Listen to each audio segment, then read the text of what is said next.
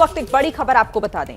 भोपाल के रहने वाले बीटेक के छात्र निशांक राठौर की मौत को लेकर विवाद हो रहा है। पुलिस के सूत्रों का कहना है कि निशांक ने खुदकुशी की, जबकि परिवार यह कह रहा है कि खुदकुशी नहीं कर सकता निशांक। पर रविवार को रायसेन में रेलवे ट्रैक से निशांक का शव बरामद किया गया था। वारदात के दिन स्कूटी लेकर निशांक अपने घर से निकला था। इसकी तस्वीरें भी सीसीटीवी में कैद हैं। विवाद इसीलिए है क्योंकि निशांक के सोशल मीडिया अकाउंट में एक ऐसा पोस्ट मिला है जिसमें एक तस्वीर पर लिखा है, गुस्ताख नबी की यही सजा, सर तन से जुदा।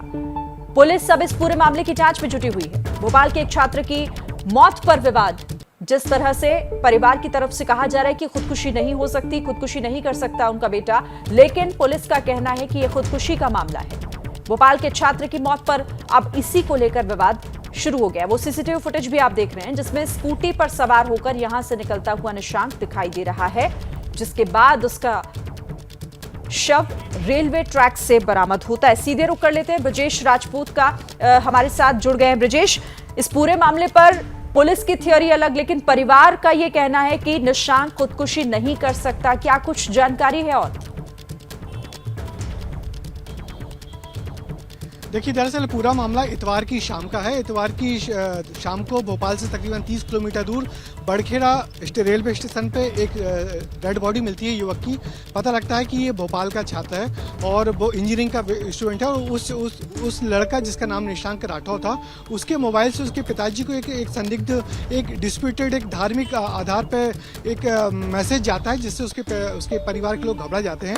और फिर बाद में इस पूरे मामले की तहकीकात होती है। कल दिन भर तहकीकात चलने के बाद पुलिस अब इस निष्कर्ष पर पहुंची है कि ये सुसाइड का मामला है, ट्रेन से कटिंग का मामला है। क्योंकि वो लड़का जो जब भोपाल से चला था और जहां जहां उसका मोबाइल फुटेज मिला हुआ है, आखिरी में एक पेट्रोल पंप के पास भी उसका मोबाइल का सीसीटीवी फुटेज मिला है, वो पूरे वक्त अकेला था।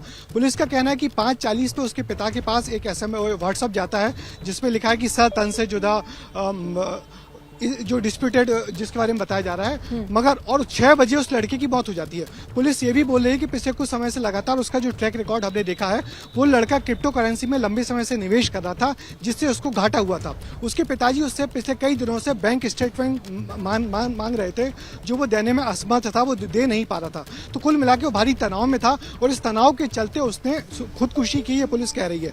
मगर इस सब के बावजूद बड़ी बात यह है कि वो जो लड़के के मोबाइल से उसके पिता के मोबाइल पे जो मैसेज गया है, वो किसने भेजा, क्यों भेजा और कौन लोग थे वो भेजने वाले, इसको लेके विवाद की बात है। पुलिस का कहना है कि मोबाइल हमने अपने कस्टडी में कर लिया है और उसके बाद जो सारी बातें होंगी तो फिर सारी बातें साफ होंगी। ठीक है, यानी कि इस पूरे मामले पर परिवार अलग बातें कर रहा है, लेकिन पुलिस की थ्योरी जो है वो यही कह रहे हैं कि हमने जितनी भी अभी तक इस मामले में जांच की है वो खुदकुशी की तरफ ही इशारा कर रही है। जैसे ही घड़ी का काटा दोपहर 2:30 पे आए, बबीता जी का दिल सास बहू साजिश के लिए मचल जाए।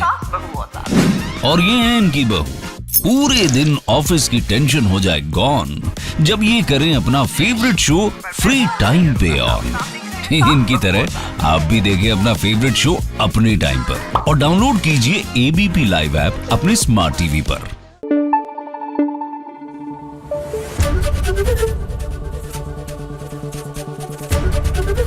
ABP न्यूज आपको रखे आगे।